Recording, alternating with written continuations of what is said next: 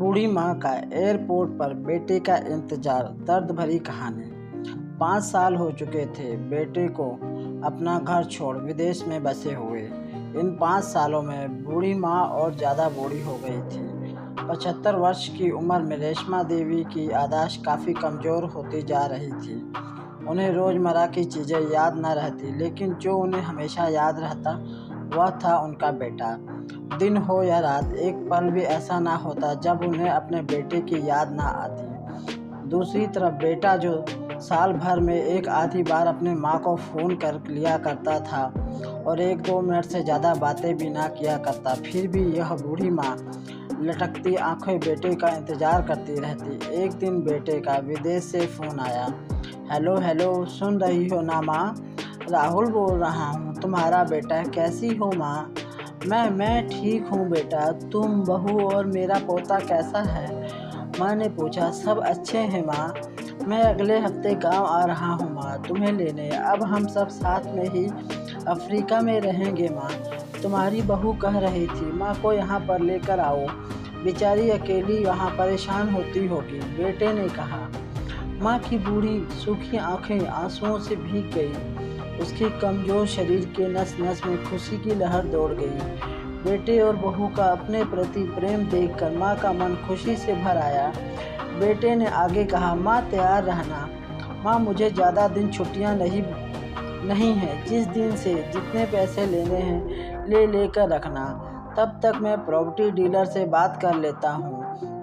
घर के लिए माँ ने पूछा। हाँ माँ, गांव का घर हमें बेच देना पड़ेगा।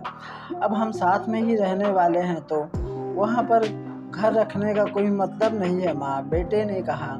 बुढ़ापे की वजह से ठीक से चलने में अक्षम माँ ने पूरे मोहल्ले में घूम घूम कर अपनी इस खुशखबरी को सबको सुनाया। सभी को खुशी हुई कि सबको लगा माँ जी के आखिरी दिन अपने परिवार के साथ खुशी से बीत जाएंगे। घर वापस आकर माँ ने अपने घर के कोने कोने को ऐसे देखा जैसे वो अपने दूसरे बेटे को देख रही हो। देखे भी क्यों ना, उस घर को अपने बेटे से कम थोड़ी समझा था।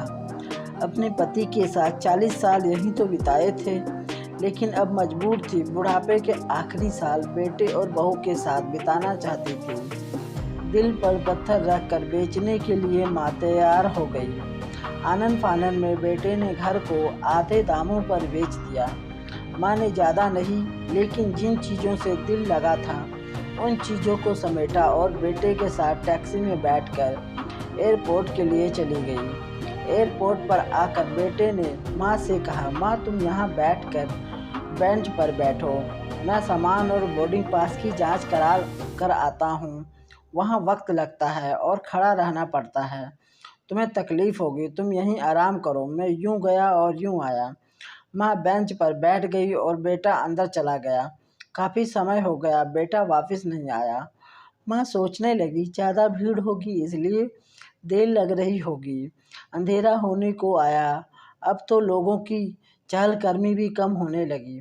माँ को अब चिंता होने लगी। एक कर्मचारी ने आकर पूछा, किससे मिलना है माँ जी आपको? यहाँ पर क्यों बैठी हो? डरती हुई आवाज़ में अर्चना देवी ने बोली, मेरा बेटा अंदर सामान की जांच कराने गया है। अफ्रीका जा रहे हैं हम।